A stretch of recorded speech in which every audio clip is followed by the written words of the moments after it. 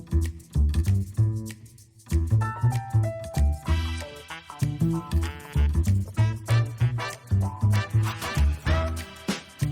evening. Welcome to tonight's webinar by the Coalition to Stop CO2 Pipelines.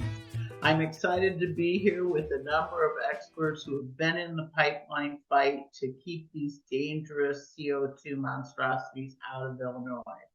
My name is Tracy Fox. I'm from the Peoria area and a member of the Central Illinois Healthy Community Alliance, as well as the newly formed Citizens Against Predatory Pipelines. Be taking your questions tonight and moving us between speakers. We've got a great lineup.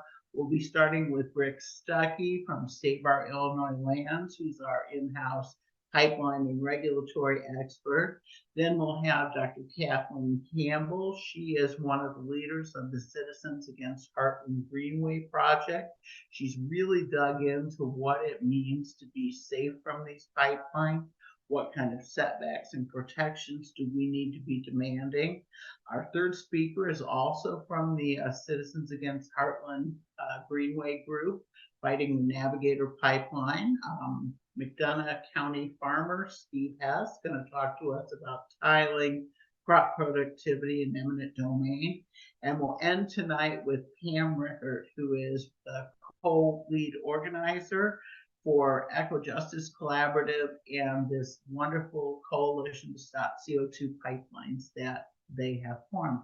People ask me, why don't all of you groups work together? And I just want to set the stage so that everyone understands the way that all the different organizations fit into the bigger picture. The Coalition to Stop CO2 Pipelines is our umbrella organization. They're made up of member organizations, including the Legal Intervention Group, Central Illinois Healthy Community Alliance, Faith Coalition for the Common Good, a variety of Sierra Club groups from around the state, Illinois People's Action, which organizes in a number of downstate cities, and others. It also includes direct members, local folks who are farmers, residents, or just concerned citizens that want to see these pipelines stop. Most people know the coalition from its fabulous website, noillinoisco2pipelines.org, which is a great reference for all of us, but they do so much more. This is a group that organized the Farm Progress Show tabling. They're the source of your yard signs, your social media memes. They sponsor press events, an excellent newsletter. They've also been helping with door-to-door canvassing. They're working on legislative negotiation. They have an Army Corps of Engineers petition they're running, landowner mailings, fact sheets, and webinars like these. They are really getting the message out to the people and providing the resources that we need to win this fight. Citizens Against Heartland Greenway Pipeline and Citizens Against Predatory Pipelines are cast quite a bit narrower. Both of those really only work to fund legal intervention and expert witnesses in front of the ICC. That way donors know exactly what their money is being for, and we can make sure that we've got the focus that we need on that ICC docket and the legal proceedings happening there. So the two things work together perfectly, and we consult back and forth to make sure that our messaging is the same, and we can't be more thankful for all that the coalition is doing to help folks in the counties in the footprint of these two disastrous pipelines. And with that, I'm going to turn it over to our first speaker tonight, Rick Stuckey. Good evening, everybody. Thank you for coming. Really good to see you all. I'm Rick Stuckey, and I'm going to give you a brief overview to the differences between carbon dioxide pipelines and the oil and gas pipelines, which we're mostly familiar with. I'm going to share my screen now.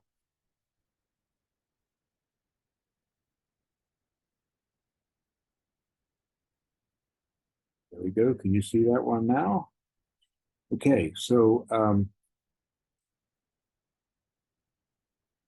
if you've been to a Navigator meeting, you've probably heard them say that what's in their pipelines is the same thing that's in the fizz in your soda can.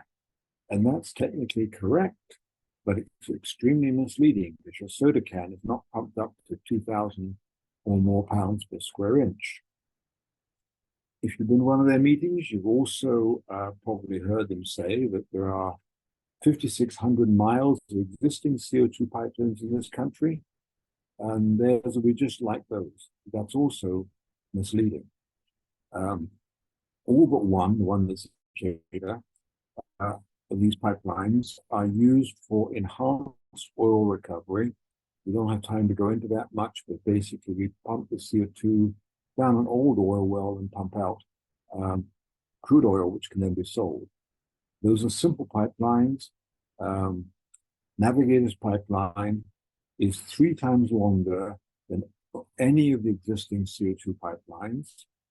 It's larger in diameter than most, and it's in populated areas, whereas almost every one of the other pipelines is in not just rural, but unpopulated areas, mostly in Texas.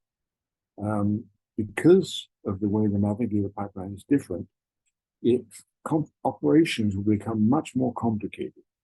You will have 21 or so intermittent seasonal sources of CO2 coming on and off, not under the control of the pipeline company. And that will create challenges in maintaining the right high pressure all the way throughout the pipeline, in keeping out contaminants that are very, very critical in this pipeline, and preventing the pipeline from geohazards like subsidence from coal mines or from earthquakes and so on. And there is literally no project on this scale and this complexity for CO2 pipelines in the US or anywhere else in the world. As you all know, CO2 is a gas that's around us all the time. At normal temperature and pressure, it is a gas. But in order to transport it efficiently over long distances, it's necessary to compress it to a very high pressure where it becomes a liquid. Then you can pump it like you pump water. So other things happen when CO2 is compressed to a high pressure. In addition to becoming a liquid, it also becomes a wonderful solvent. That's why it's used in the enhanced oil process. But it also dissolves the seals and the valves and the pump linings and so on that are used to pump liquid products. And so special steel is required in the pipeline. It is scarce, and special equipment is used to handle the CO2. In addition, the CO2 in a pipeline is extremely sensitive to pollutants, the most important one being just ordinary water, which turns the CO2 into carbonic acid and rapidly corrodes the normal steel pipes. When a leak occurs in a CO2 pipeline under very high pressure, it explodes into a high volume of extremely cold gas that can be minus 109 degrees Fahrenheit, which is the temperature at which it turns into dry ice. And it can even get lower than that. And now we're going to watch a small test eruption of a pipeline. It was built specifically for the purpose of a test. It's a very tiny pipeline. It's 8 inches in diameter. It has almost no CO2 in reserve in it, but it is just a test example. It gives you an idea of what a bigger explosion might look like.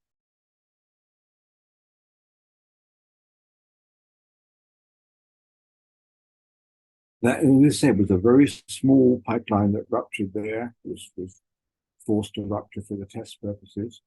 And what you saw there was that the rupture started off small and going high up into the air, and the CO2 then fell rapidly to the ground, and then the nature of the explosion changed, and it was spread out over a much larger area. And that was probably because of something that is characteristic of CO2 pipelines and doesn't really occur in other pipelines, called running ductile fractures. And as the CO2 comes out of the pipeline as a liquid, it turns very rapidly into a gas as the pressure is lowered. And in doing so, it becomes extremely cold. It freezes the steel in the pipeline and makes it very fragile, so that the pipe unzips like a zipper over a very substantial length of the pipe, so that a large amount of CO2 can be released in a very short period of time. Because of the pressure in the pipeline and the expansion of volume of CO2 when it comes out and pressure is released, this is a real explosion, even though there's no flame, and it will hurl large sections of the pipe and, of course, all the ground above it over long distances and create enormous craters with it. Now, that CO2, as you saw, fell to the ground, and that's because it's heavier than the air. And so the air is displaced, and all the oxygen is floating above the plume of CO2. And that plume can travel for very large distances and still retain its lethal concentrations. There's only been one major rupture of a large diameter CO2 pipeline in an area where there are lots of people around. As I said, most of the ones are in very unpopulated areas. The one pipeline we have as a big example here is the Stop CO2 pipeline you've probably heard about. Just to recap, it's a 24-inch diameter pipeline with 9.5 miles between valves. Now, the Navigator pipeline is slightly smaller in diameter, 20 inches, but the distance between valves could be as much as 20 miles. And so the volume that could come out of a Navigator pipeline is substantially larger in total than the volume that came out in the Stop CO2 rupture. One was caused by heavy rain, which caused a landslip, land movement, that put more pressure on the weld in the pipeline than it could handle. And so that pipeline just split at a weld. That one was not a running ductile fracture, but it still created an explosion, 40-foot deep crater, and then the plume spread out. It went over a hill, in fact, and down around a hill, and moved over 1.25 miles to the populated village of Setbacks, where every single inhabitant of that village who was in their home at the time was hospitalized because of the lack of CO2. Some of them were near death at the time, only through miraculous help from the first responders were they rescued. Some of them are still suffering health effects. In fact, some of them were in our area just a week or so ago and talking about the experiences they had there. Over 200 people were evacuated. You can see, get a feeling for the magnitude of the risk that would happen if one of these pipelines exploded near us. Okay, so you can see how dangerous an eruption could be if it happened in a populated area. So the question that gets raised is, how far away would you want to be from a CO2 pipeline that ruptures to be safe if a rupture happens? Or more realistically, how far away should they place the CO2 pipeline from anybody so that it won't endanger the lives of people? And it's a relatively complicated process. Some of it's under the control of the pipeline company and some of it isn't. It depends upon the diameter of the pipeline and the distance between the valves. That determines the minimum amount of CO2 that could come out of a rupture. But it also depends on how quickly the valves are closed. And that gets complicated because the valves could freeze in an open position so that the CO2 from adjacent areas could come down as well. Those things are under the control, more or less, of the pipeline company. But other things, such as which direction the wind is blowing, whether it's raining or not, and the topography or the slope of the land around where the rupture happened, those all determine what's going to happen to the CO2 once it escapes. if you're at the top of a hill looking down on the rupture, you're probably not in too bad a shape. But if you're at the bottom of a hill looking up at it, you're probably in deep trouble. And when you get situations like this and you've got very little experience from many ruptures, we normally look to computer models to determine what that safe distance would be. But unfortunately, the kind of simplistic, easy, cheap to run, minimum number of variables models that the pipeline companies are using to set that distance, we call it a setback distance between the pipeline and populated areas, those models are producing results that are demonstrably wrong compared to the Sartasia example of real life. The CO2 explosion process, because of all the changing from liquid to gas to solid, back to liquid, back to gas, and so on, they are too complicated for most simplistic models to handle. And so the pipeline companies are using unsafe distances between the pipeline and houses. They can move the pipeline further away from the houses, but they aren't doing that because they're using the results of these simplistic models. The plume that comes out of these ruptures moves outwards at about 4 miles an hour approximately. So you can see that if you're only, say, 1,000 feet away from the pipeline, you have very few minutes to get out. If you're asleep at the time the rupture happens, it's going to be very hard to get out. So the best information we have on how far you need to be away from the pipeline is, if it's a big one, like it was in Cetacea, at least 1.5 miles would be necessary to get you to be safe and give you a reasonable amount of time to get away. And that number would increase if the distance between the valves, if the valves are further apart, then you would need to be further away from it. And those numbers are not being used by the pipeline companies. Now, because of the risk involved with this thing, the risk of mass casualties, you would think that there'd be all sorts of regulations in place for CO2 pipelines. But because these pipelines of that type of navigator are so different from what we've been used to having, and in such more dangerous conditions and locations, there are problems with the regulations that exist at the moment. You would think the federal government will be heavily involved in this, but, and it is to some extent, the Federal Energy Regulatory Commission has determined that it doesn't have jurisdiction over CO2 pipelines. Now, it does have jurisdiction over natural gas pipelines, and it has exclusive right to determine the need for those pipelines and the location of them for the whole country. Nothing like that exists for CO2 pipelines. The closest we get is from the Department of Transportation, which has a department called the Pipeline Hazardous Materials Safety Administration. And there's no question that legally they have the exclusive responsibility for setting the design, construction, operations, and maintenance standards for all hazardous material pipelines, including CO2 pipelines. But it's a very small agency. It's been understaffed and under budget for years. And so it has a very passive role in this thing most of the time. That is, while the pipeline's being built, they will do nothing to make sure that it conforms to the standards that they have there.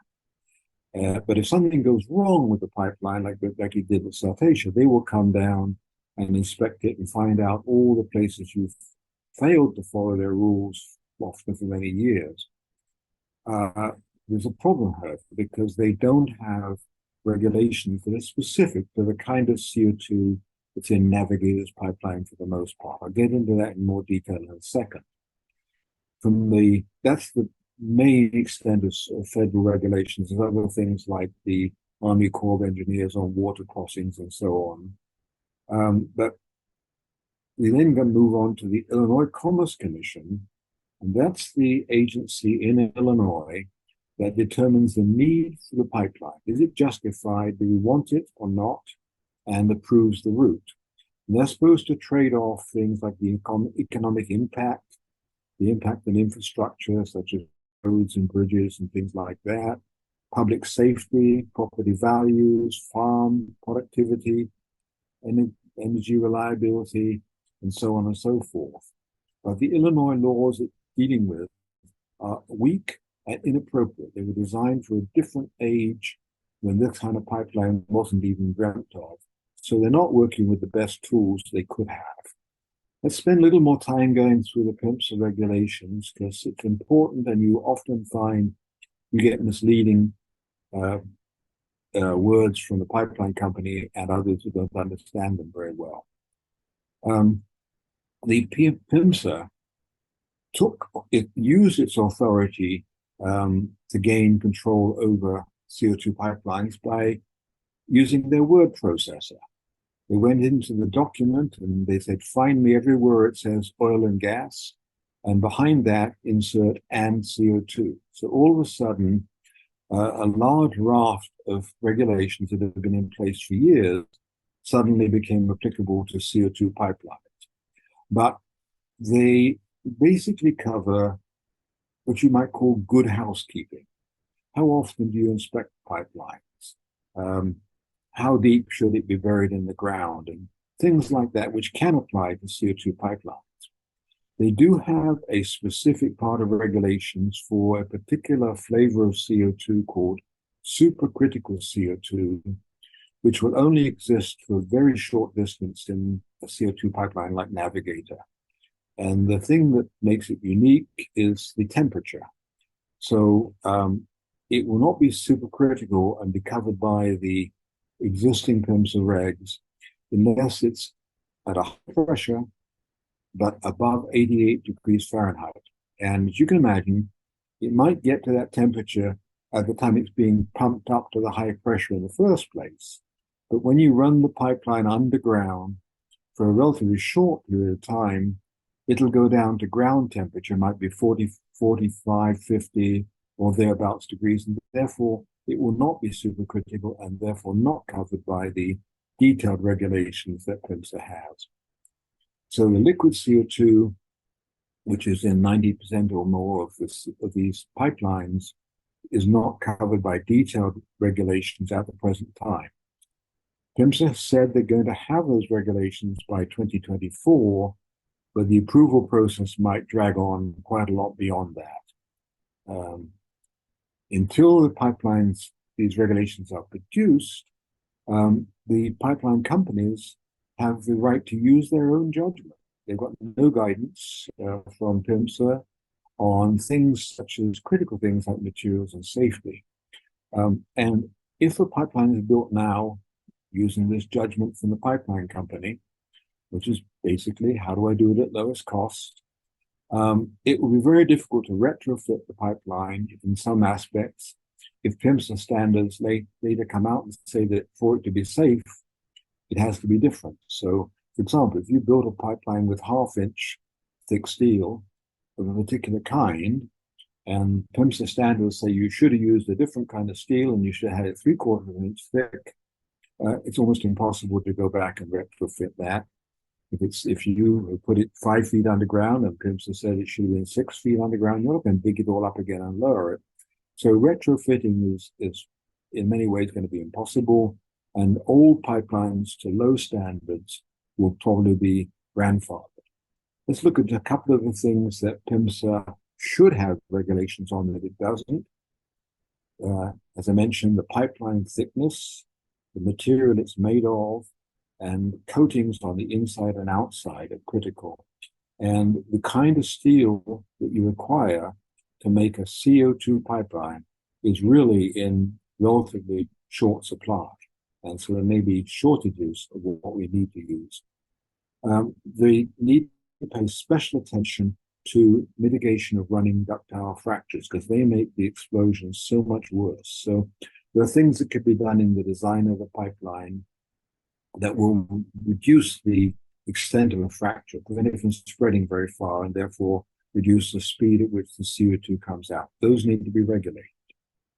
CO2 is a colorless, odorless gas. So unless you're fairly close to the explosion and you hear it happen, you won't even know it's happened. If you're a mile and a half away from it, how will you know that you're about to get gassed by the CO2 coming down?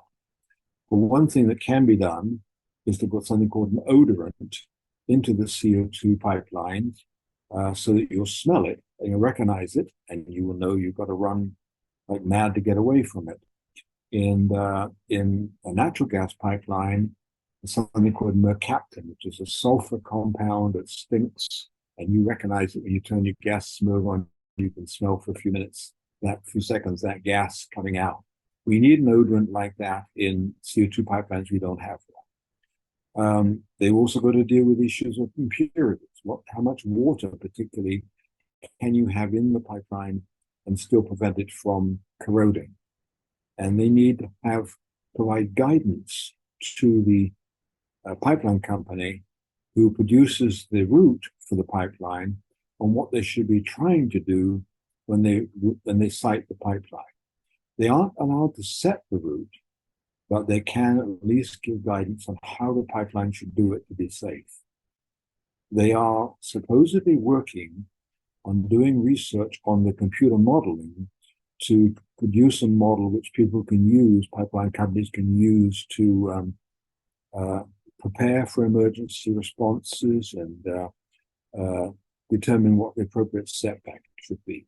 So that's the basic situation on regulations. The real problem is there's not enough of it. It'll take a couple of years to get it, and we shouldn't really be doing anything until we have those rules. Pam's going to deal with additional things we're trying to do to provide regulations in Illinois.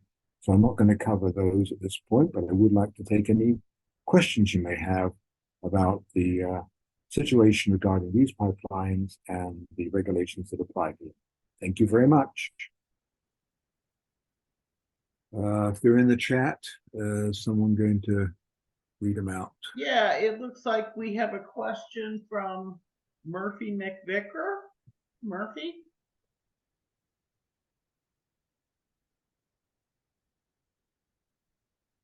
Do you mean how CO2 can help put out fires?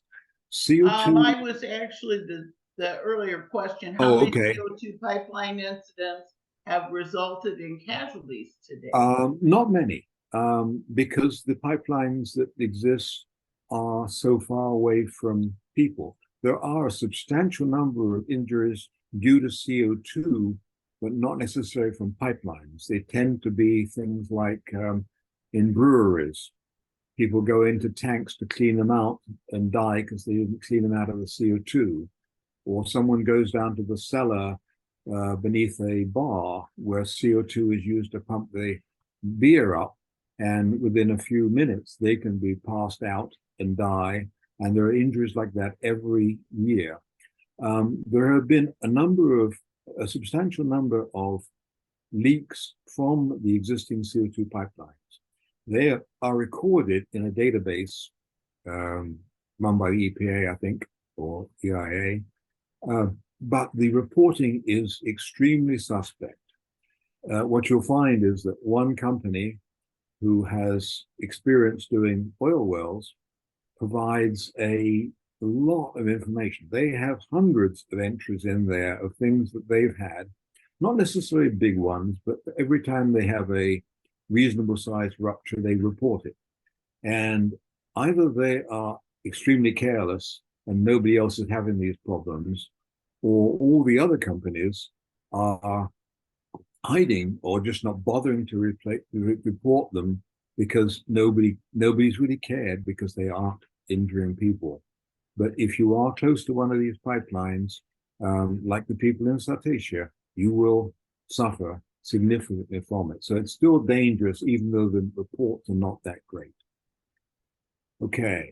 I also think, Rick, it'd be interesting for you to comment on, I can't see the full names, looks like Lorraine maybe, talking about the rush to convert vintage pipelines to work with CO2.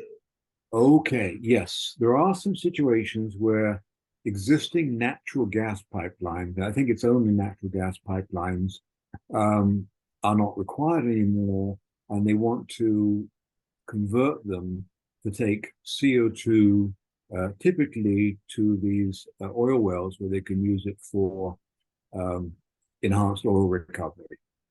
Now, these CO2 pipelines, the natural gas pipelines, were typically built to handle a pressure of not more than 600, 700 pounds per square inch. So you could use them for CO2, but you could not use them for liquid CO2 because it doesn't become liquid until it gets above 1,072 pounds per square inch. So you'd be pumping gas, and they'd like to they might try and see if they could be allowed to convert it up to run liquid CO2 because it's much more efficient. But the typical natural gas pipeline would not be able to handle the kind of pressures that we would like to use for long distance transportation. Short distances, pumping gas is fine. Long distances, you need to have liquid, not gas. That help? Okay. We had a number of questions about health, but I think that Kathleen is going to address Yes, some I'll of hand those those in her over to Kathleen. presentation. Can we answer a quick question for Cassie Eitenmiller? She's wondering about the origin of the slide with the zipper rupture, the long-running ductal fracture. Was Okay, that just a simulated test or what? It was a result of one of the numerous tests that have been done around the world by different organizations who are concerned about this. There's a lot of concern about this issue. I don't know exactly which one that one came from, whether it was one that was done at Spade Adam, which was where the one you saw was done. A number of them have been done there. A number of them have been done in Italy. Italy seems to be doing a lot of these tests. Maybe Pam knows where she got the slide from. It was when I pensioned her, first of all. Remember, Pam, where that slide came from? It was an academic publication, and I think it was a test. I'm not sure. It was not. I don't think it was an actual pipeline that ruptured. I think it was a deliberately staged pipeline, not to for the purpose of creating the running ductile fracture, but just to explosion where they were trying to test to calibrate models. Typically, that's what happens. Okay, well, that's really helpful. I would love to talk more on this, but I want to make sure that we have time for Kathleen Campbell. So let's switch over to her and hear from her tonight. Thank you, everybody. I'm a landowner along the pipeline, and so I've been very interested in health effects, retired medical school professor, PhD. So I've gone into the literature on health quite a bit. And so I want to talk about setbacks, what every landowner should know. I know a lot of you have had trouble getting the plume model data from Navigator, but they accidentally released it in a consultant's report and put it in the public domain at the Illinois Commerce Commission. So I get to share it with you here tonight. Next slide, please. So CO2 pipeline accidents do occur every year. They'll say, oh, they never happen and it's extremely safe. Well, as Rick mentioned, you may not hear about them. And as I put in the chat, the Cetartia victims, many of whom were unconscious, hospitalized, some with long-term health effects, they had seizures, they were foaming at the mouth, walking around as zombies. None of them show up in the PIMSA database. They don't count. Overnight hospitalization counts. So according to the database, over the last 20 years, CO2 pipeline accidents, and this is from their database, PIMSA, occur an average of 0.95 times per year for every 1,000 miles of CO2 pipeline. So for the Navigator Heartland Greenway pipeline, which is 1,350 miles long, we could expect 1.2828 accidents per year. It's just Russian roulette is where those accidents will happen, but they will happen just statistically based on the records of CO2 pipelines. And that is a 20-year database, and it has not been diminishing over the years. All of those pipelines presumably met or exceeded PHMSA standards. So Navigator repeatedly says, oh, we're going to meet or exceed PHMSA standards. Well, so did they. And so don't let the pipeline companies tell you that they're engineering controls which will prevent all accidents, so they just don't want to deal with what the concentrations will be in the event of an accident. We must be safe when those accidents do occur, because they will. Next slide. So what are your risks from a CO2 pipeline rupture? It's hard to nail it down, but we have a pretty good idea, but there's going to be some variation. Your risk is going to depend on the speed of onset. In other words, can you escape or can they rescue you at all? Are you going to have time before it hits? The actual CO2 concentration, because the health effects are directly related to the concentration level of the CO2. The exposure duration, Navigator keeps trying to say, oh, but it's going to be a brief, it's immediately dissipates. It's not going to drop off entirely until the eruption drops off. So the Settartia eruption continued for 4 hours. And as you all know from EMS work, you must plan for worst case Settartia. That doesn't mean that the level is going to stay constant for that whole duration of 4 hours, but they can't predict it. We don't know. What they do is predict the duration from a rupture along the pipeline of unknown duration, basically. Any underlying medical condition you may have, such as asthma, COVID, flu, respiratory, cardiovascular condition, that's going to put you at higher risk, because an asphyxiant, and it's also a toxin, they'll say, oh, it's not really a toxin or not toxic, nonsense. At the levels they're talking about, it's definitely a toxin. And the thing is that a lot of these guidelines are set up for the healthy worker by CDC. I don't know about your neighborhood, but in my neighborhood, they have people like me that are seniors. We have people with all these different medical disorders, and they're going to be vulnerable, more vulnerable than a healthy young worker. So even if you have enough time, you will need an all-electric car to escape, because gas-powered engines will fail, as they did in Settartia. And depending on how close you are, if you're quite close, you may have the risk of frostbite, because as Rick said, in that plume coming out, it's going to be full of ice, dry ice.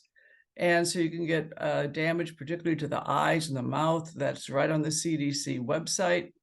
Or you might just get hypothermia very quickly, because it comes out at negative 109 degrees. There will be a debris field, and in Settartia, it blew 40-foot deep trench. All that is going to go up, and it can go up for hundreds of feet and then rain down like shrapnel. And that's from just small test ruptures. So a large volume rupture is going to be even worse. Next slide. So determining your own risk level for your residents. Navigator states the plume modeling for the Heartland Greenway system resulted in the following aspirational baseline buffers. They're not even honoring their own setbacks. They say that they'll do it if it's convenient and not too expensive, but they're not honoring them. Being defined and utilized, again, where feasible and practical. So right here in Illinois, we have over 100 occupied homes, even closer than the setbacks I'm going to review with you here. To approximate your risk level, you need to know whether you're on the Galva-lateral, which is a 6-inch diameter pipeline, or on the trunk line or Montgomery lateral, both of which are 20-inch diameter pipelines. I'm going to present the data for both 6-inch diameter pipelines and 20-inch based on Navigator's plume model. And then you need to know the distance from your house. Now, there's going to be other factors, topography, weather, valve spacing, that can all play a role, but we can't figure those in here. And also, they did not put topography and weather into their modeling for their plume model. Next slide. Okay, so Navigator's plume model information, they're primarily using a FAST plume model, P-H-A-S-T, which is cheaper than more detailed modeling. We have an expert witness recommending better modeling. They say it's too expensive and too time-consuming. As a resident, it shouldn't be. The FAST plume model in Settartia, by the way, predicted that the CO2 plume would never reach Settartia a mile away. Well, it certainly did. Navigator's fast plume modeling does not predict speed. We've queried them about that. Nope, they have not looked at speed for onset. Will we have time to escape? Doesn't account for topography. Of course, it's going to go faster down a slope. CO2 is so heavy, it's subject to gravitational pull. Many are recommending better plume modeling approaches, but Navigator claims it's just too expensive and it'll take too much of their time. So Navigator's plume model may underestimate CO2 exposure levels, at least for certain areas. The following slides are based on Navigator's own plume model data submitted to the Illinois Commerce Commission. Next slide, please. So here's carbon dioxide. I'm sorry, my medical slide, I got it out of order here once. Navigator did not submit my carbon dioxide toxicity slide, and the medical, they try to avoid this as much as they can. But this slide shows that at 0.0% ambient air, that's normal breathing.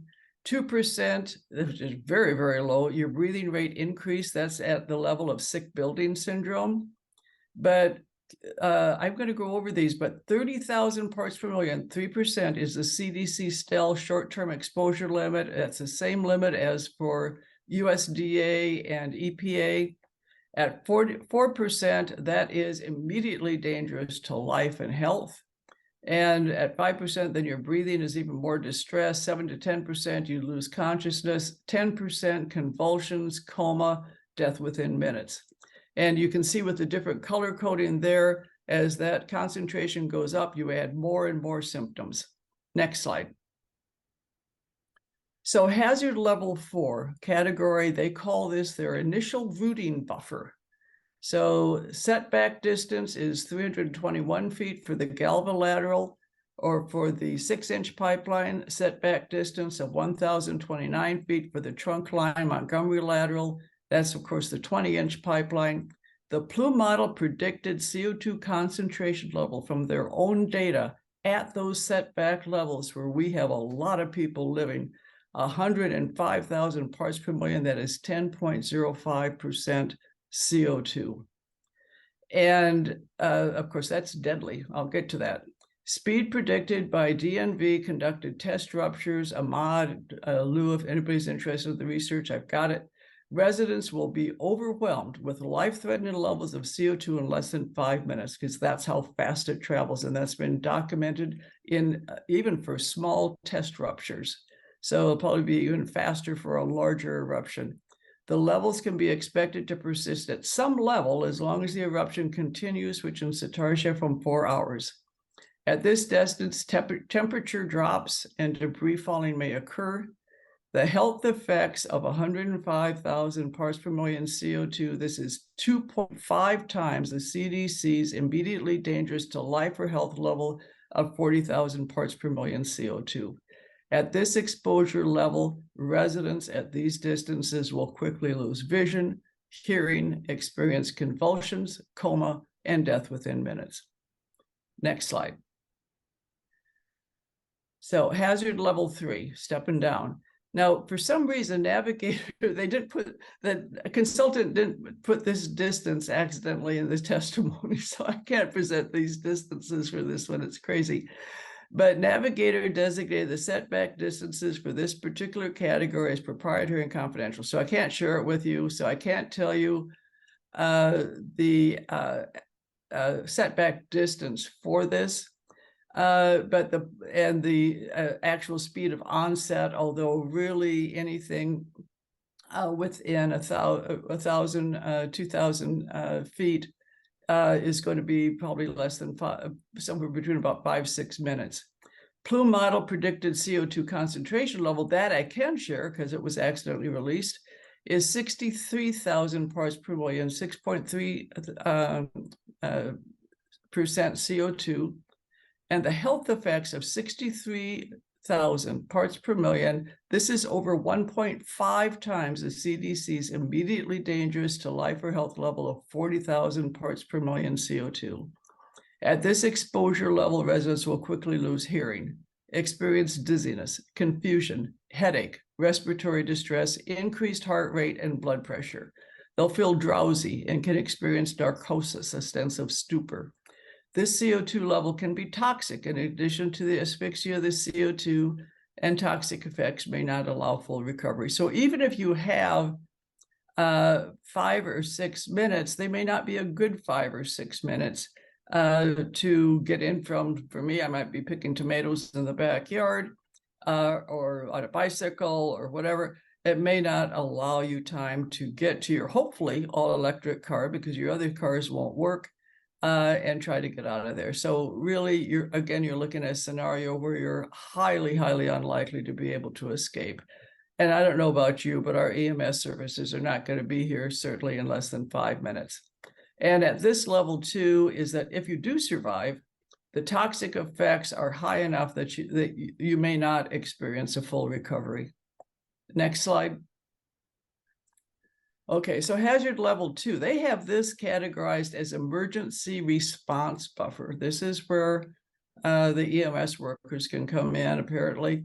Navigator states emergency response is the buffer used for company and regional emergency response preparedness and training. So they're going to train everybody to go out as far as hazard level 2 for emergency response. We'll get to that a little bit more on the next slide. The setback distance is 1,240 feet for the Galva line and 2,940 feet for the trunk line and Montgomery lateral of 20 inches. So again, 1,240 for the 6-inch pipeline and 2,940 feet for the 20-inch pipeline. And speed of onset estimates 5 minutes or less for the 6-inch Galva line, and estimate about 8 minutes for the trunk line in Montgomery before you get hit with full force. Wind speed and ground slope can affect travel time, but I'll tell you, in Cetartia, the wind was blowing it away from Cetartia. They were on a downward slope, though. The Plume model predicted CO2 concentration level at those distances from the pipeline is 40,000 parts per million, 4% CO2. This level is CDC's immediately dangerous to life or health level of 40,000 parts per million. It's not an allowable level. And again, not by CDC, not by EPA, and not by USDA. At this exposure level, residents will experience reduced hearing, respiratory distress, increased heart rate and blood pressure. They'll feel drowsy, can experience, again, narcosis, sense of stupor, and CDC states this level is immediately dangerous to life or health. And again, for this level and all CO2 concentrations above this level, CDC does not allow exposure. A quick note that I didn't put in my slides, also CDC advises any pregnant women to not be around anywhere where they could possibly have a high CO2 exposure. Extremely high exposures at the 10%, the first level, can cause birth defects if the woman survives. Those are from animal studies, so I'll point that out. Next slide. So setback distance for hazard level 1, 1,240 for the Galva line, 4,250 for the trunk line and Montgomery lateral. Speed of onset estimate 6 minutes for the Galva line because of that distance, 1,240, and 12 minutes for the trunk line and Montgomery. Wind speed, ground slope, again, can affect travel time. The Plume model predicted CO2 concentration level is 30,000 parts per million, which is 3%. This level is CDC's short-term exposure limit. It's called the STEL, and exposure over 15 minutes is not allowed, again, by CDC, EPA, or USDA. This is outside the level, outside the region that Navigator has said that they will have the EMS response planned to respond to. But this is the STEL.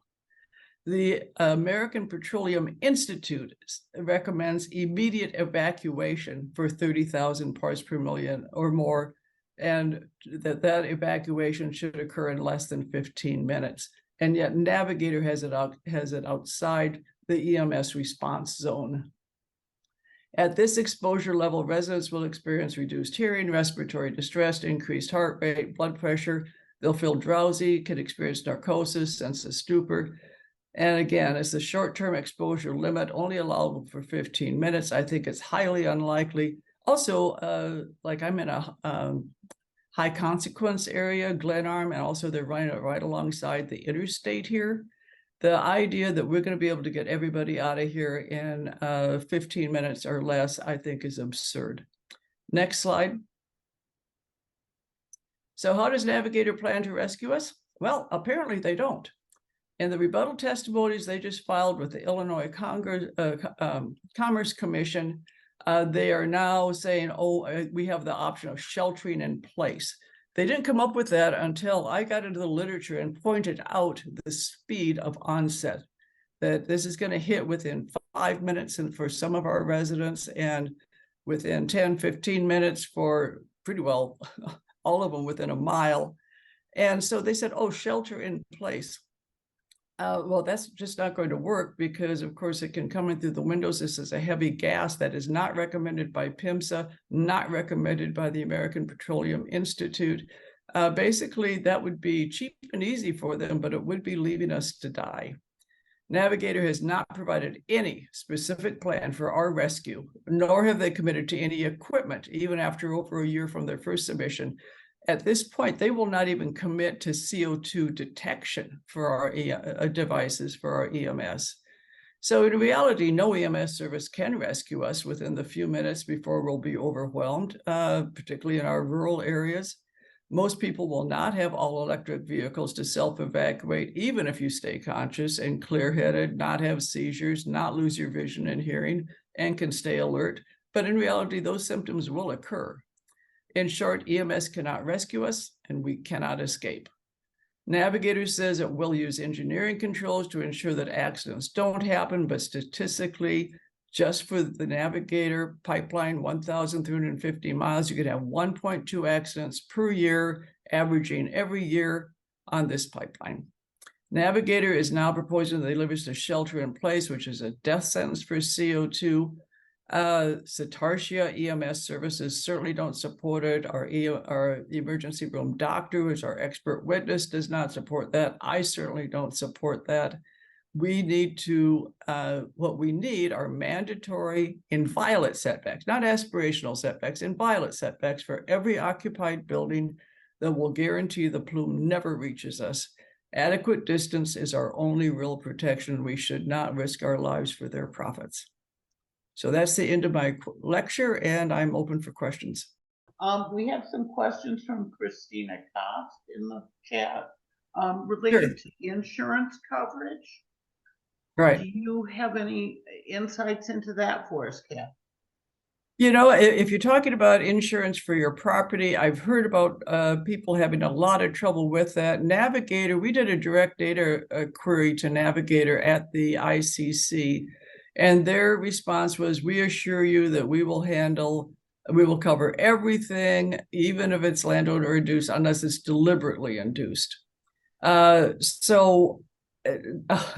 how binding that is from the response to a data request, I don't know.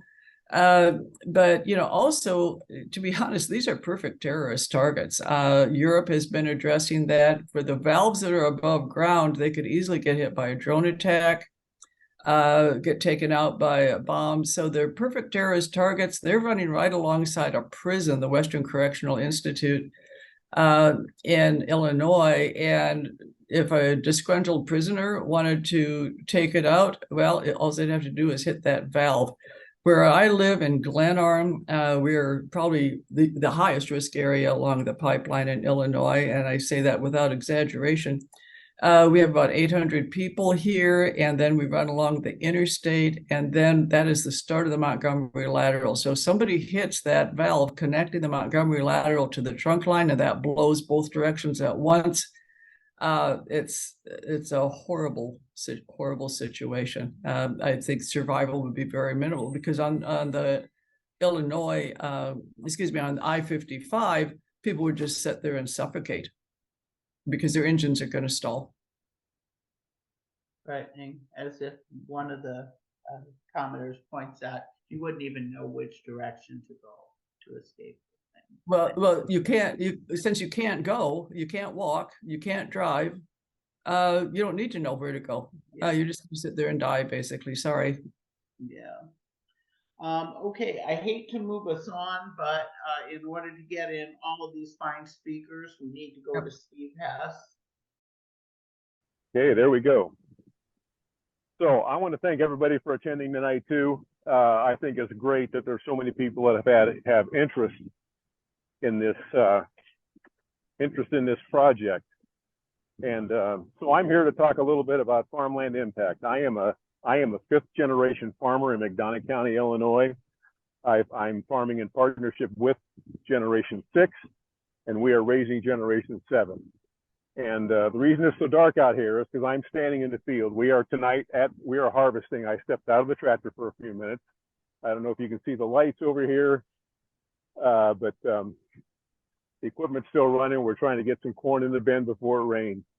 But I also want you to know that I am standing on a spot that the pipeline is proposed to come through. I am standing on a piece of pattern tiled farmland that my family's been farming for several years. And I want to make the point, I talked about G5.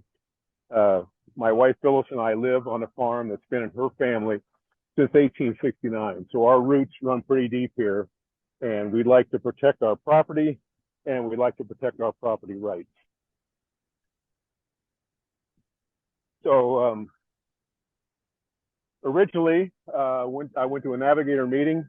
They had a regional meeting in Macomb back in January, a year and a half ago. And so at the beginning of it, hold up on the slides a minute, Pam. I just want to say that at the beginning of it, I had 7 tracts of land that we either owned or farmed that were impacted. Now they're down to 6 tracts because they keep rerouting the pipe around us too. So the picture on the slide right now, I want to talk for a minute about pattern tiling. Anybody of you that are landowners, you understand what pattern tiling is. And so here's a picture of us installing pattern tile on our field. We do our own tiling, have our own tractor and tile plow, have our own excavator. And here we are installing, you can see down there in the ground, this is 4-inch corrugated plastic tile. These tile are put on usually 40-foot centers, and we're doing this to make our ground as productive as possible. We're trying to keep the water, usually the tile is installed about 30 or 36 inches below the ground level. We're trying to keep the water off the top of the ground so the plant roots can breathe and keep the plants healthy that way. And that way, when we get excess rain, it'll take the water away from the top of the soil, but if the tile is only 30 inches deep or 36, we'll leave the water down deep, and then plants will have water available later on in the season. So the next slide is a picture of what it looks like. This is what a pattern tile field looks like. 40-foot centers all the way across there. Now this tiling cost us in the neighborhood right now. Tiling is somewhere around $1,000 an acre. So it's a pretty substantial investment we've made in our fields. But what we're trying to do is make the land as productive as possible. And as you well know, the value of farmland is not going down. It costs us a lot of money to buy farms if we try to expand. And what we don't want is to have the productivity of those fields impeded. Most of this tile is put in then on slopes of about 1 to 2/10 per every 100 feet. So this is pretty precise. This tile that runs across the ground, there's not much margin for error, and there's not much margin for disruption. So I had a land agent from Navigator that told me that when they lay the pipe in the ground, when they put the pipeline in the ground, they will cover the pipe the same day because they don't want anything to happen to their pipe that's in the ground. And then I asked what about the tile lines they cross? He says, well, we'll try to leave those exposed so we can come back and fix them. That wasn't a very comforting thought to me. So here's a picture of a pattern tile field. This is one that we did 2 years ago. And looking at the, we usually use 80-acre fields. 80-acre fields as a guideline, is a standard field size. An 80-acre field has about 100 or 120 tile lines on it. We figure a pipeline going diagonally across this field is going to cut between 30 and 40 tile. So that's 30 and 40 repairs that need to be made properly to keep the water draining properly. And I have done enough tile repairs in my 65 plus years to know what can happen if there's sudden rain events. The next slide shows that, what it looks like. This is what happens if you have a rain event and you got tile that's not repaired right away. And to go in a situation like that and try and bring that tile back together and fine grade would be a little cumbersome.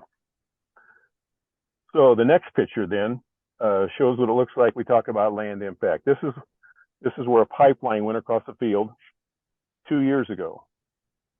And productivity is obviously still affected there. It's a pretty wide path. The thing of it is, when they come into lay pipe, they scrape off the top 2 feet of topsoil, about 30 feet wide where the pipe's going to be. And then they're working on that clay layer down underneath with the heavy equipment. And what they're doing, they're actually compacting the clay layer down deep. They make it so it's impermeable, the water can't get away, and that causes drainage problems in those areas then. And the compaction is so deep that it won't freeze out, and you can't till it out with any heavy equipment when it runs that deep either. The next slide shows this is a pipeline that went through 9 years ago. And you can still see what the path of that pipeline looks like. We have a natural gas pipeline that went through our farm. I can remember when they put it in 55 years ago. And last fall at harvest time, I took a picture. I should have put it in the deck here too, but you could still see diagonally across the field. Stands were reduced, weeds were growing, and there was still compaction in the soil there too. So I want to say a few more things about one of my yard signs out here. So here's a slide from that talks about average yields were reduced 25% for soybeans and 15% for corn for the first few crop seasons. Navigator has said they'll pay for crop damages in later years if you can prove it. And from some of the discussions I've had with people who have had pipelines go through their properties, it gets harder and harder year after year for those companies to come back and give compensation for that, and because they want more proof about what reduced yields are. So in Illinois here, one of my signs I was going to show you tonight is, it said no navigator surveyors. In Illinois, we have the right to deny access to surveyors to come and survey for the property. They have called, they have offered money to come and do land surveys. And here in McDonough County, the farmers, landowners have all stood strong. I would say too that if you've received an offer, if you're contacted by Navigator, if you've received an offer, please seek out experienced legal counsel before you sign anything. And I mean experienced legal counsel, somebody that's had experience, with pipeline. And specifically, we've seen, and there's 3 contracts Navigators asked us to sign and became in our packages. Be sure you ask questions about the ag mitigation impact, because some of those places, they are trying to write some of that out of the contract. It appears that's some legal opinions that we've had. And then I would talk about eminent domain for a few minutes here too. So under current law, the ICC, if it approves a project, the company which applies is granted eminent domain authority on the entire project.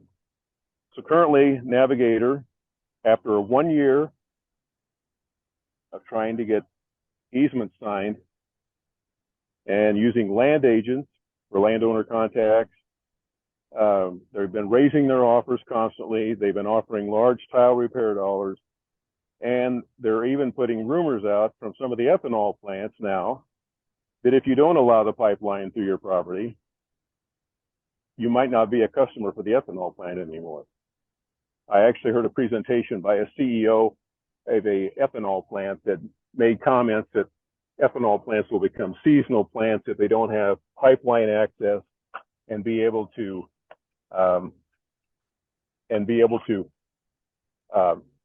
access some of the CO2 tax credits. So at the end of August in Illinois, there's only 15% of the landowners that have only 15% of the land parcels that have signed. So that means if the ICC approved this project today, 85% of the project would be allowed through eminent domain. I don't think this is fair. Farm Bureau, and I'm a proud Farm Bureau member. I've been a Farm Bureau member for over 50 years. I'm a proud Farm Bureau member, and Farm Bureau has a policy in their policy manual that states they oppose the use of eminent domain and the taking of private property for the purpose of economic development by private parties. These projects are not public utilities. These are private companies building pipelines to carry a hazardous material across several states for the principal purpose of collecting federal tax credits of up to $85 an acre, which were allowed with the last Inflation Reduction Act, which had nothing to do with inflation.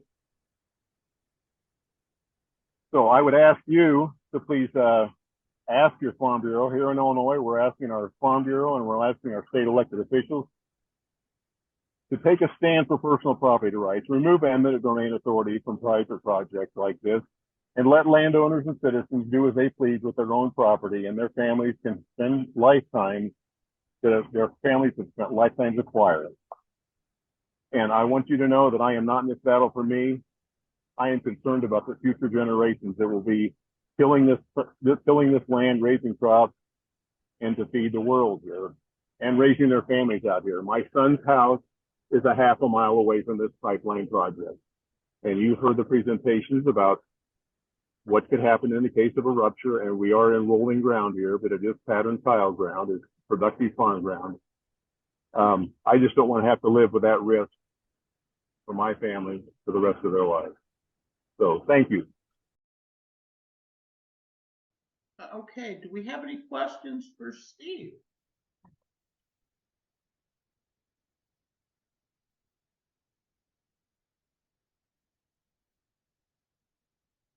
Does Steve know anything about how it would affect the temperature of the ground, these pipelines? I know that places where pipelines run through, the farmers that have pipelines through their property talk about how there's never any snow on top of the pipeline. I've heard that comment.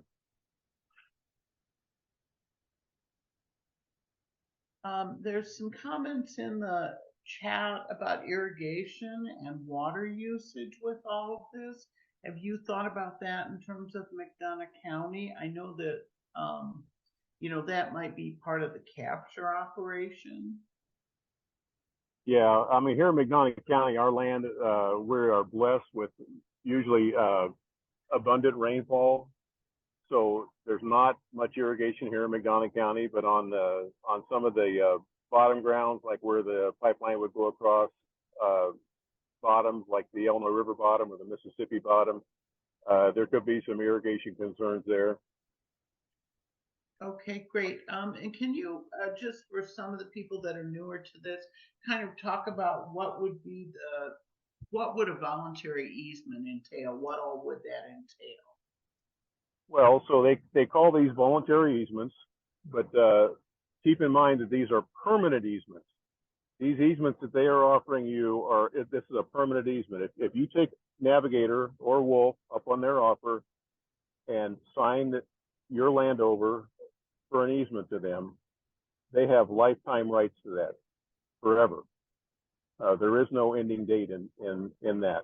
And that means on this property, on this land, this strip of land that goes through your property, you can't build anything. You can't plant trees. I heard a presentation the other night of a farmer that had a grove of walnut trees that his dad had planted 20 years ago or 30 years ago, that obviously walnut trees don't reach their full potential until they're about 80 years old. That Navigator wants to go through this grove of trees.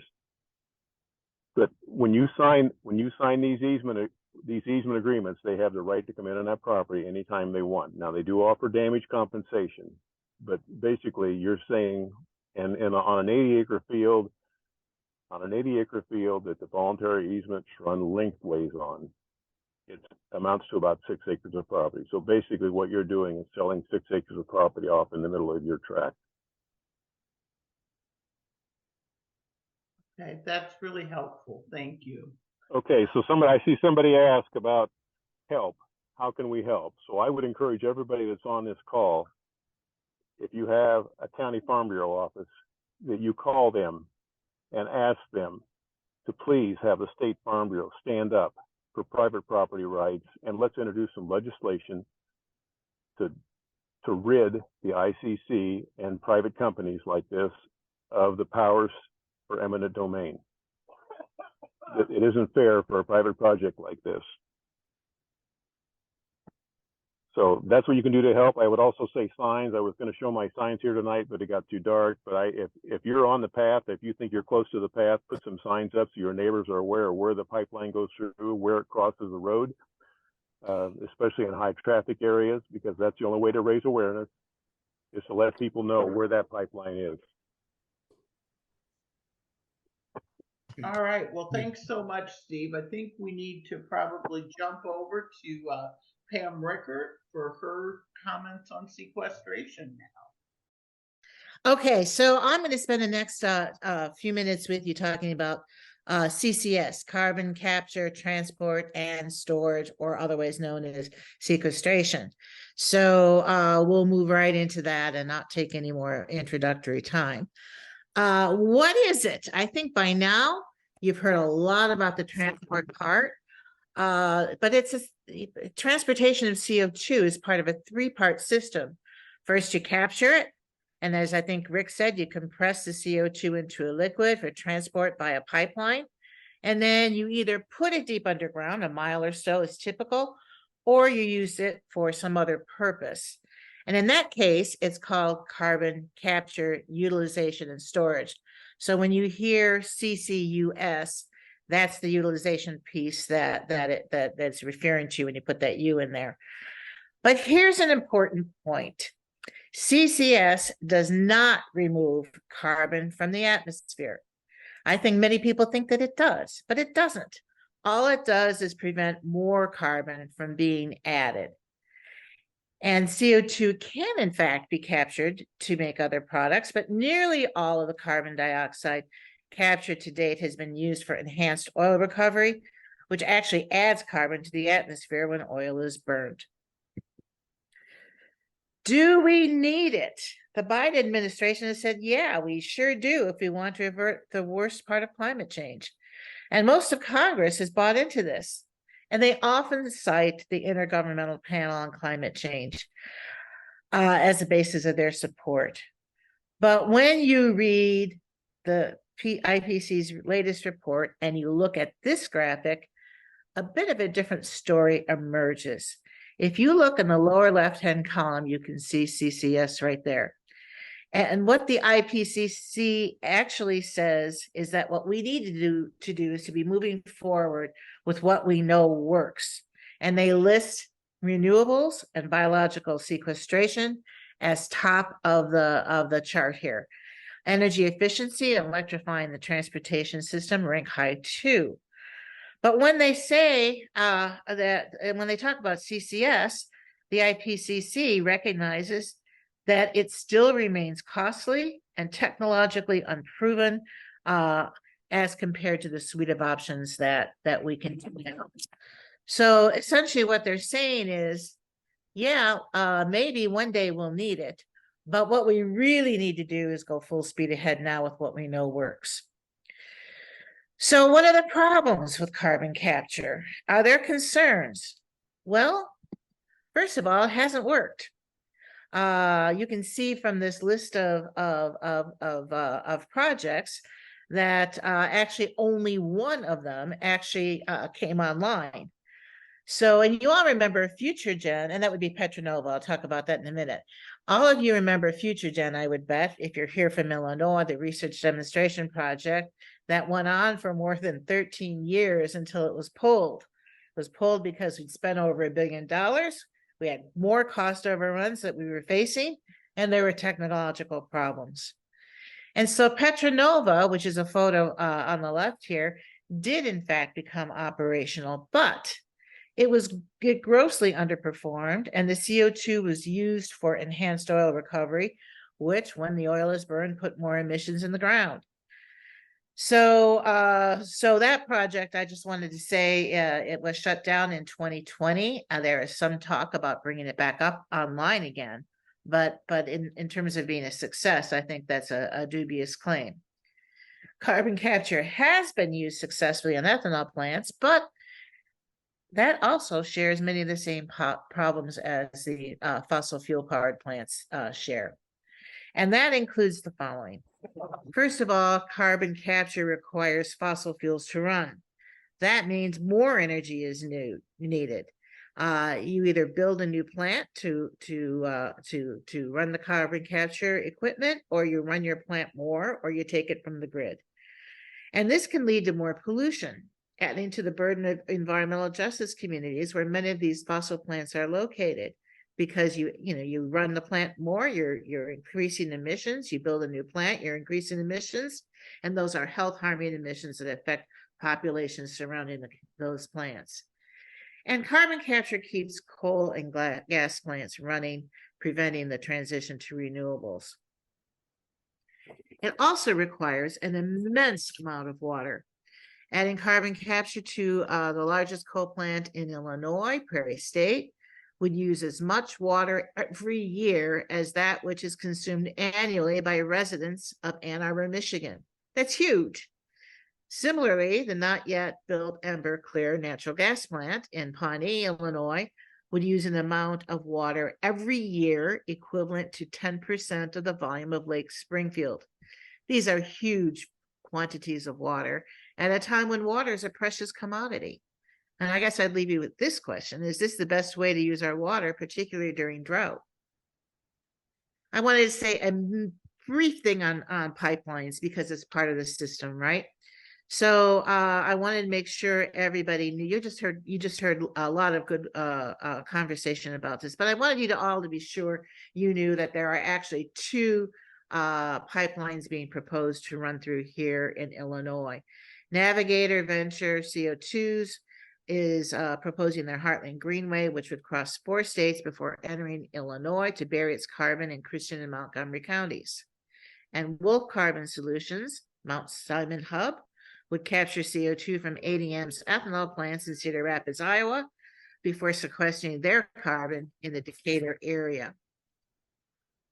But I think it's prudent for us to say these are two of many that are going to be proposed in the coming years.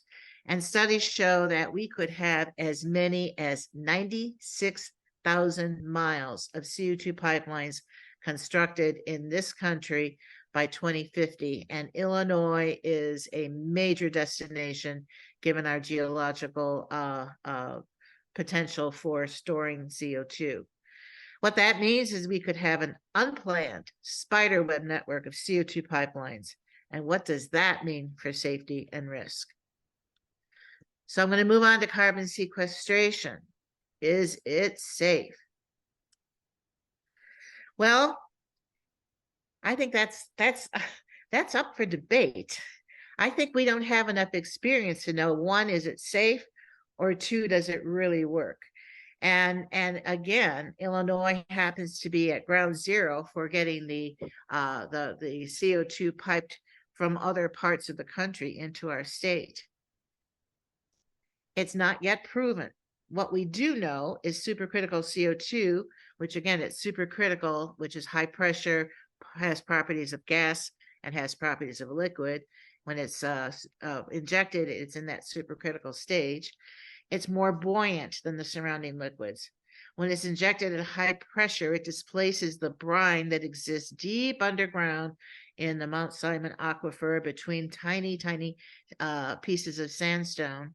And that pressure makes it move laterally, sideways as well as upwards. And the brine does the same thing. It also equally moves. It can escape along injection or abandoned wells. It can escape through fractures in the caprock or seal. And while developers will tell you, and they will, they've done all the mapping of all the subsurface features, not to worry. There are a few things that I think should make this worrisome. It's hard to predict where the CO2 is going to move, and it could move beyond the areas mapped. The Earth is dynamic. Faults that did not exist at the time of the mapping can create escape pathways. And golly gee, is our technology really that good that we're sure we have captured all of the potential escape paths that exist? Not so sure about that. And when it comes, and if it moves up into a source of drinking water, it forms carbonic acid. That eats away at the rocks. That releases toxic metals, and that contaminates the water. If CO2 reaches the soil, it can cause root systems to be weaker, fewer and shorter roots. That stunts crop growth and can reduce the yield. And if it escapes back into the atmosphere, then it negates the reasons for sequestering in the first place. There's a great report that we're going to send out to you with the copy of this webinar. That's from the Department of Energy that does a great job of looking at the risks and liabilities of CO2 stored in saline aquifers. So watch for that. So we're concerned, those of us who are working on that whole system, capture, pipelines, and sequestration, we're really concerned about potential contamination of drinking water. Navigator is proposing to sequester carbon under the aquifer in Logan County, McLean County, and Tazewell County. And as you know, the Mahomet Aquifer provides drinking water for nearly 1 million people in central Illinois. And this is a U.S. EPA soil source designated aquifer, which means there's not a readily available source of drinking water for those of us rely on it. In other words, not a nearby source. If we contaminate this, getting water from someplace else is going to be really darn difficult. So we should be working to do everything we can do to protect it. And we know the aquifer has been contaminated already by people's gas. Methane has escaped from its underground storage 5,000 feet deep and contaminated the drinking water. They finally admitted to doing this after a leak was discovered. Residents noticed their water was contaminated in 2015. In fact, some were able to light their water on fire.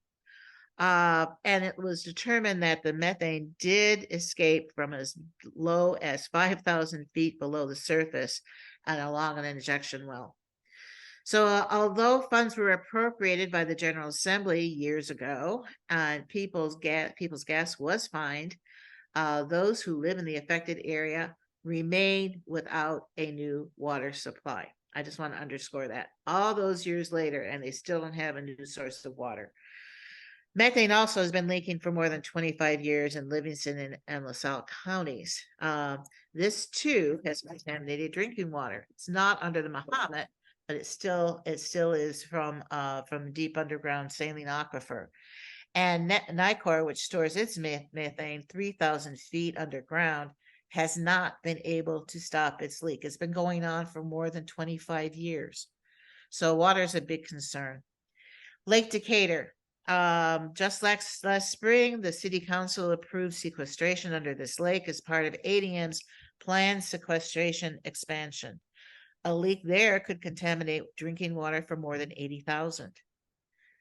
And finally, in Taylorville, in Custer County, near Taylorville, at least one of Navigator's injection wells penetrated this aquifer, or will penetrate the aquifer that serves all of Taylorville and 6 rural villages. CO2 often moves toward the surface along the injection well, and this penetration could risk contamination of this water upon which all those residents rely. But there are other problems here. One, it's never been done at this scale before, and CCS is still being studied. 2, pressure must be controlled to avoid inducing earthquakes. Many scientists tell us that the higher pressure, larger volumes, and longer duration of injecting supercritical CO2 into the ground will cause more earthquakes than injecting wastewater from the oil and gas industry has experienced to date. And we know there's plenty of earthquakes associated with that practice because they have to keep shutting it down in Oklahoma and Texas. Also, natural earthquakes and induced earthquakes too can break the cap rock, break the seal, and that would release CO2 back into the atmosphere. Controlling pressure, which is something they all aspire to do, can mean you have to extract radioactive brine and then figure out what to do with it. CO2 also can migrate under another person's property that hasn't consented to be part of this risky experiment. In other words, because it moves, it can find itself under a person's property that hasn't signed a lease agreement with the developer. And finally, long-term liability. It takes as many as 1,000 years for CO2 stored in a saline aquifer to become inert. And so how are we going to handle that long term? So just a brief word on ADM before I close, because I think anybody who has paid attention to carbon capture and storage might be asking now, well, what about ADM? Isn't it the success story for how to safely inject and store carbon? Well, no, I don't think it is. And this slide happens to show the math.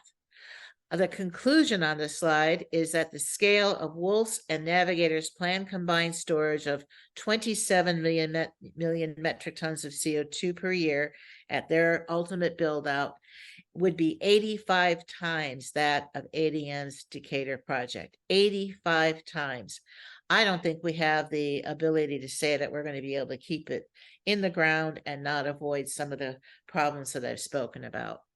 And the last slide here is finally, I think Rick said this too. What's fueling all this? It's your tax dollars. It's my tax dollars that are fueling this. And what we believe is a misconceived idea that CCS is a solution to our climate crisis. And I think those who are part of the coalition to stop CO2 pipelines would say that's a false solution, and that just isn't true. So now we can go into questions, and I'll stop sharing my screen. All right. A number of people are asking about having the slides, having the webinar. I know Pam does a great job of getting that up on the site shortly, and she'll have it in one of the upcoming newsletters for you. Actually, anybody who's registered will automatically get the slides, and you will also get an improved copy of the video, which we didn't record on time. I want to apologize to those who came on right away in the very beginning. My computer just died, so we were kind of figuring out how to do this in 10 minutes before we started. So we'll fix the first part. You won't miss anything, and we'll get that out to you. And ultimately, it'll also be posted up on the website. So Nicole Salisbury asked in the chat, who are the main proponents of this beyond, the companies that are directly doing it? When you say that, Nicole, you mean proponents like our Congress, you mean? Or are you talking about other industries? Because Congress is supporting it. I think I shared that. And even here at the state level, we're trying really hard to work with many folks, primarily Democrats, who are thinking that this is the way to go here. But other than that, locally in Illinois, the Illinois Manufacturers Association, the Illinois Chamber of Commerce, those are examples of entities that are supporting this.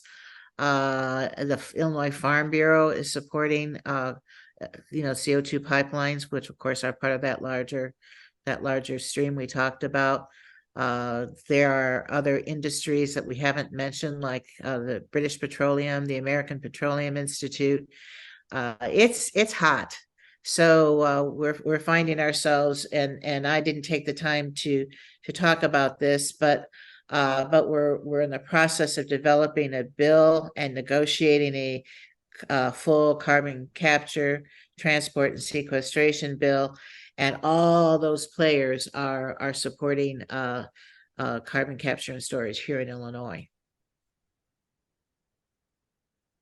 All right. And Pam, can you talk to people about what regularly happens on these Thursday night meetings for folks who haven't yet plugged in? Oh, yes, I can. So if you're on our mailing list, and it's easy to get on our mailing list by just going to the website, which we'll show at the end here, co2pipelines.org. We can put that in the chat if you're not familiar with it. Sign up. And then on Thursday night, we meet and host a variety of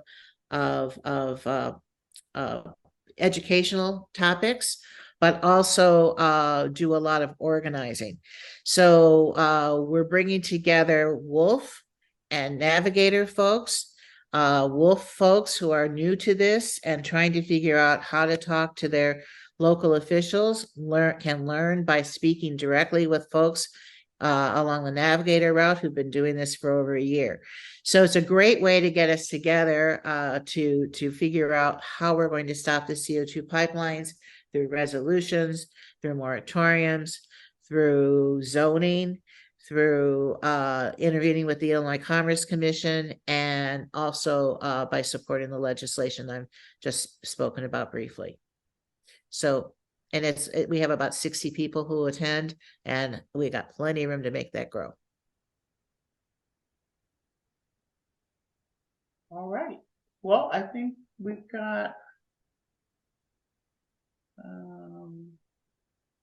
why do I have some? I can't seem to get this. Well, while you're looking at that, I do want to leave you all with a comment of hope. And one of the things we regularly talk about on those Thursday night meetings is how successful that organizing has been. Over the last year, there are, I don't know, 25 resolutions that have been adopted along the Navigator route. We've got resolutions from townships and some city councils and a county, etc. We've also got, I don't know, a variety of moratoriums from counties and also the many counties who've also decided to intervene. And it's fun to watch that grow. And Wolf has only been organizing the Citizens Against Predatory Pipelines and the coalition. You know, we're working hand in hand. They're part of the coalition. They've only been at it since the middle of June, and they already have moratorium and resolutions and intervention that's happening. And it's amazing to see. So I would encourage all of you to get engaged with us on Thursday night, get engaged with CAP, get engaged with the Citizens Against Highland Greenway Pipeline, and together we can work to make these pipelines go away. That's the hope, right? So, but everybody has to be a part of that process. It's not going to happen without you. So, but again, it's exciting to see the progress that's been made. We're making a difference. All right. Well, it's 8:30 p.m. and that's when we said we were going to end. So good night, and thanks to everyone who gave us 90 minutes of your time to learn more from folks who have really studied this issue. Thanks all.